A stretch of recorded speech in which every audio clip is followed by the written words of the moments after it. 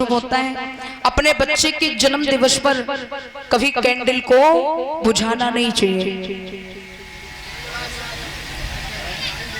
मेरे भगवत प्रेमियों, तो अभी व्यास जी महाराज आपको कथा श्रवण करवा रहे थे अपनी सुंदर अमृतमयी वाणी से। भगवान मुरली मनोहर याद में सरकार योगी राजवाल कृष्ण भगवान कन्हैया ने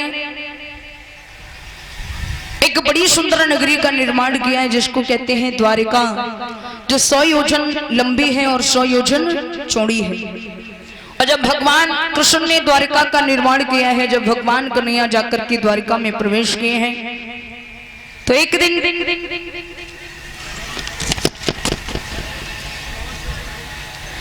भगवान कन्हैया ने बड़े भैया बलराम से कहा, बोले दाऊ भैया अब ऐसे विवाह के योग्य आप भी हैं और हम भी हैं, तो इसलिए ऐसा करो आप बड़े हो तो आपका विवाह होना चाहिए।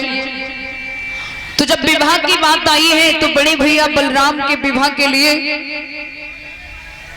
महाराज अरुणक नगरी के रहने वाले महाराज रेवतक और जिनकी एक बेटी थी जिसका नाम था रेवती, और महाराज वो रेवती देखने में तो बहुत सुंदर थी, बहुत सुंदर थी, लेकिन महाराज कहा कि रेवती का जन्म सतयुग में हुआ था और सतयुग से लेकर के द्वापर आ गया, लेकिन रेवती के लिए कोई राजकुमार नहीं मिला।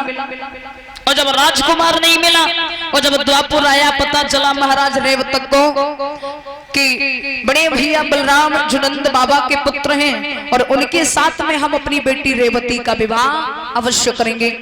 तो जब महाराज रेवतक आए, विवाह तय हो गया, सारी बातें हो गई। महाराज जब बलराम बारात लेकर के गए हैं अरुणक नगरी में, तो क्या देखा कि महाराज रेवती का जन्म सतयुग में हुआ था और सतयुग से लेकर के द्वापर आ गया। अब रेवती की लंबाई जो थी वो महाराज 21 हाथ हो गई। कितनी लंबी हो गई रेवती? 21 हाथ की जब लंबाई हो गई तो बलराम जब पहुंचे और बलराम जयमाला पे खड़े से जब उधर से रेवती जयमाला लेके आई ना डालवे के लिए, सो जैसे ही कन्हैया ने बलराम की तरफ देखो, सोई कन्हैया तारी बजाए घसन लगे, बोले भैया जब बहुत बड़ी गड़बड़ है। क्यों? बोले तुम इतने छोटे और भाभी इतनी लंबी है। और भगवान कन्हैया ने बलराम भैया से एक बात कही, बोले भैया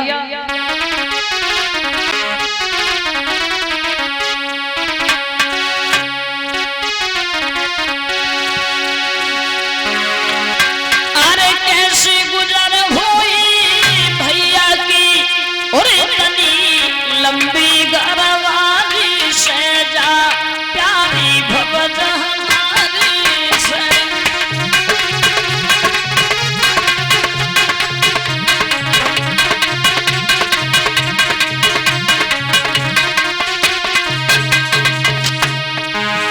अरे कैसी गुजर होई भैया की इतनी लंबी घरवारी से जा प्यारी भवज हमारी।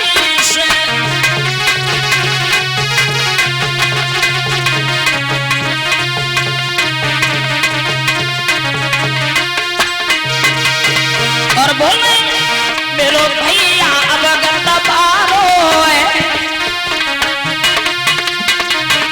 राजा ने कहा विचारो है।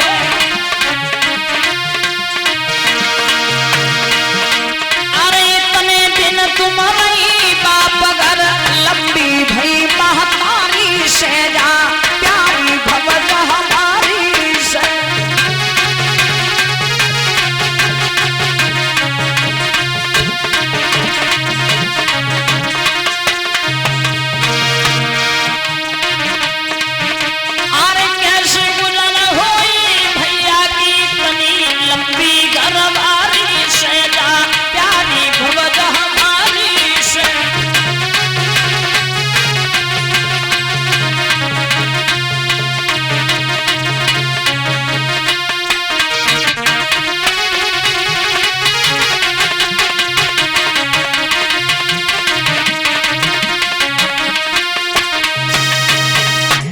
जब ये कहा